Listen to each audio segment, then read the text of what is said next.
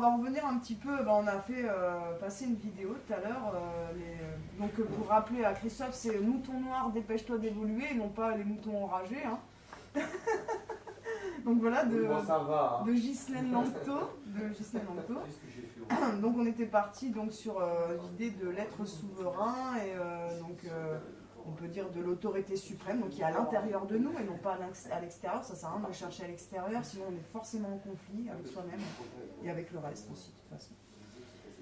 Donc voilà, et en fait, comment est-ce qu'on peut réussir à vraiment aller chercher cet être au fond de nous et puis à le rendre créateur, hein, parce que c'est ce qu'on est à la base, des créateurs. En fait, tout simplement, je pense en regardant les enfants. Déjà, moi, ça commence avec ça. Déjà, en réapprenant en regardant les enfants, parce que c'est eux qui nous montrent l'exemple. En fait, c'est simple. Moi, je vais vous lire un petit passage. En fait, c'est Marie-Françoise Neveu, qui est psychothérapeute holistique, en fait, qui a écrit un livre qui s'appelle Les enfants actuels. Alors, attendez, je vais redire le titre exact. Les enfants actuels, donc l'un. Et un autre livre qui a été édité donc en 2010 et qui s'appelle « Et s'il s'agissait d'autre chose ». Donc dans son livre, elle écrit « Depuis quelques décennies, de plus en plus d'enfants, de jeunes nous interpellent. Ils n'entrent pas dans les cadres classiques, ils évoluent différemment, ont une manière d'être, de regarder, de percevoir le monde. Ils déroutent par la pertinence de leurs propos, leur maturité, leur sens aigu de la vérité, de la justice, de la cohérence. En un mot, ils dérangent. » Et en fait, on constate qu'effectivement, on essaie de plus en plus de mettre les enfants dès le plus jeune âge dans des cases pour pouvoir bien les diriger et les conditionner. Et le souci, c'est qu'au plus on avance, et au moins les enfants se laissent faire. Au plus on a l'impression qu'ils ont une intuition qui s'acquiert dès le plus jeune âge et qui leur dit de ne pas adhérer, quoi. Donc, elle les appelle les enfants actuels, on les appelle aussi les enfants nouveaux, il y a d'autres termes qui ont été repris, enfants indigo, enfants téflon, enfin selon un petit peu les personnes qui ont étudié ça. Et en fait, le truc, c'est qu'ils ne correspondent plus du tout aux critères classiques. On avait l'habitude de le voir dans nos générations et celles qui ont précédé. Ils ont une manière de fonctionner totalement différente. Et en fait, on explique plus ou moins ça, on va dire c'est un élément, hein, c'est pas ça qui fait tout, mais c'est un élément intéressant.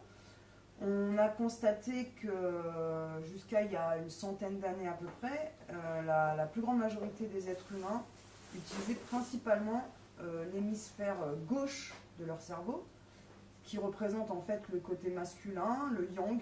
Moi j'ai énuméré plusieurs entités, plusieurs éléments qu'on connaît dans notre quotidien, et qui sont plus des actions ou des pensées cerveau gauche. Donc le masculin, le yang, le concret, la logique, le rationnel, l'avoir, le visible. Enfin voilà, c'est toutes ces choses-là qui représentent plus ou moins le fonctionnement du cerveau gauche. Et ça, c'est des êtres qui sont connectés naturellement à la Terre. En fait, à la base, hein, l'être était connecté à la Terre, et il devait peu à peu en fait croître vers le ciel. En fait, essayer de se rapprocher au maximum en fait de ce ciel qui l'attirait particulièrement. Et aujourd'hui, en fait, on se rend compte que les jeunes enfants utilisent, il y a des jeunes enfants qui ont maintenant 40, 50, 60 ans, hein, c'est des enfants qui sont déjà arrivés une génération ou deux avant, mais à un petit nombre, et au plus les années passent, et au plus le monde change, la fréquence, le magnétisme, tout ce qu'on disait tout à l'heure évolue, mais au plus ces fameux enfants cerveau droit, du coup, puisque ils ne fonctionnent plus de la même manière, arrivent en masse et prennent un peu le monopole en fait sur le cerveau gauche. Donc à la différence du cerveau gauche, le cerveau droit, lui, il est féminin, c'est le yin, c'est l'intuition, c'est la créativité, c'est le sens du sacré, l'être au lieu de l'avoir, et l'invisible au lieu du visible. On s'attache plus facilement peut-être à des choses qu'on ne voit pas, qui ne sont pas palpables mais qu'on ressent. Et donc du coup, ce sont des êtres qui sont naturellement connectés au ciel en fait, et qui eux doivent descendre pour essayer de s'ancrer à la Terre. Et ça fait, entre guillemets, deux êtres qui vivent sur une même planète, mais avec des visions, des besoins, des envies, des objectifs totalement différents. Et donc ça fait une évolution humaine totalement différente. C'est en ça qu'on évolue en fait, c'est qu'on passe d'une espèce à une autre, d'une espèce qui utilisait majoritairement son cerveau gauche à une espèce qui commence à utiliser de plus en plus et de façon de plus en plus vaste son cerveau droit, c'est-à-dire le côté créateur. On en revient à ça, le côté créateur. Donc voilà en ce qui concerne donc déjà cette première étape qui montre un petit peu voilà, qu'on est vraiment dans l'évolution, dans le changement. Et là, voilà, la technique que j'ai montrée de l'unification des cerveaux, et voilà, si tous les enfants l'apprenaient, peut-être qu'ils auraient deux parfaites connexions. Voilà, un cerveau gauche qui fonctionne très bien, un cerveau droit qui fonctionne très bien ensemble, qui fassent vraiment des trucs ensemble, et que ça donne cet enfant nouveau avec voilà, cet enfant nouveau avec ce qu'il va créer derrière. Tout à fait. C'est un équilibre à faire. C'est ce que je disais tout à l'heure, c'est réunifier les dualités. C'est ce côté, ce qu'on est et les conditionnements qu'on nous a entre guillemets apportés pour nous faire croire qu'on était cette chose-là, cette entité conditionnée, alors qu'en fait on est ça, mais on est aussi l'être pur qui n'a pas toutes ces choses qu'on a rajoutées par-dessus, toutes ces fioritures quoi.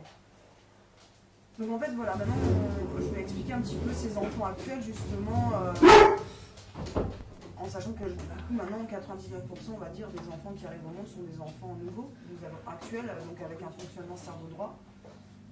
Et on constate, donc souvent on dit ils sont hyperactifs, ils sont dyslexiques, surdoués, précoces, autant que cancres, aussi bien précoces que cancres, ils ont vraiment les deux extrêmes. Et leur façon de fonctionner, d'aborder les apprentissages, chamboule toutes les habitudes en fait. Ils remettent en question toutes les croyances établies, toutes les règles qu'on essaie de leur imposer. Et c'est une façon en même temps de nous aider à guérir nos blessures aussi, ils nous aident à leur manière. C'est peut-être pas forcément flagrant pour ceux qui n'ont pas pris conscience de ça, mais ces enfants-là nous aident vraiment à guérir les blessures de notre enfant intérieur pour le libérer, pour lui donner la place qu'il mérite en fait.